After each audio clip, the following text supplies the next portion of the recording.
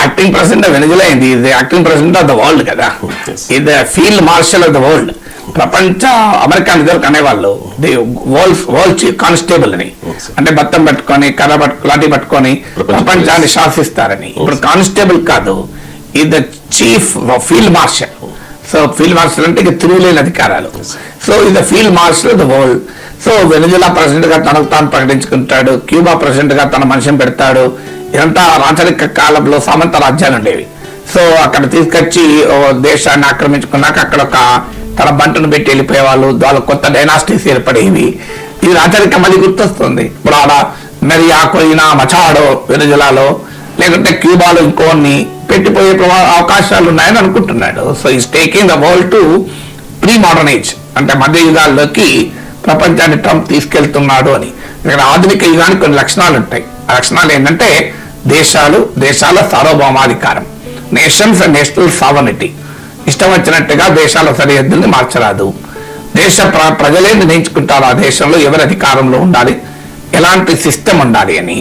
So international law, అంతర్జాతీయ చట్టాలు, rules based international order, కొన్ని నియమ నిబంధనల ఆధారంగా నిర్మించబడ్డ అంతర్జాతీయ వ్యవస్థ, దానికి యునైటెడ్ నేషన్ చార్టరు, ఇలాంటి కొన్ని రూల్స్ ఉన్నాయి. ఆ రూల్స్ ఏమీ లేవు, నా ఇష్టం అని ట్రంప్ అంటున్నాడు. క్రికెట్ ఆడతారు, సో ఇంకో ఇలా ఆడితే ఇలా ఎల్బిడబ్ల్యూ, అలా అయితే రన్అట్, ఇలా అయితే నో బాల్, అలా అయితే వైడ్ బాల్ అని కొన్ని రూల్స్ ఉంటాయి. నాకే లేదు, మీరు ఇట్లా బౌన్సర్ లేదు, తలలు పలకొట్టకూడదు. సో ఇలా రూల్స్ లేదు, నాకు రూల్స్ వర్తించవు, నేను రన్అట్ ఒప్పుకోను, నేను నో బాల్ ఒప్పుకోను, వైడ్ బాల్ ఒప్పుకోను, నేను బాల్ ఏకంగా తలబల కొట్టేటట్టు వేస్తాను, నా ఇష్టం. అంటే నేను వికెట్లు పడిపోయినా నేను అవుట్ కాలే అనడం కావడండి. మ్యాచ్ ఉంటుంది, ఏముంటుంది. సో ఎవరు క్రికెట్ ఒక బ్యాట్తో బాల్ కొట్టక తలను బదులు కొట్టుకోవాల్సి ఉంటుంది. సో అందువల్ల నాకు రూల్స్ వర్తించవు.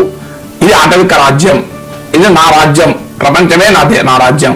నేను కావాలంటే కొంతమంది సామంత ప్రభువులు నియమిస్తాను, వాళ్ళు లేదు అవసరం లేదంటే మా వాళ్ళే వచ్చి ఇక్కడ పాలిస్తారు. ఇది ట్రంప్ చెప్తున్న ప్రీ మోడర్న్ ఏజ్, అంటే మధ్య యుగాన్ని సృష్టిస్తున్నాడు. So he wants to take the world into medieval age. లేకపోతే ఒక దేశానికి తానే యాక్టింగ్ ప్రెసిడెంట్ అవుతాడు. సో మధ్య యుగాల కాలానికి ప్రపంచాన్ని ట్రంప్ తీసుకెళ్తున్నాడు.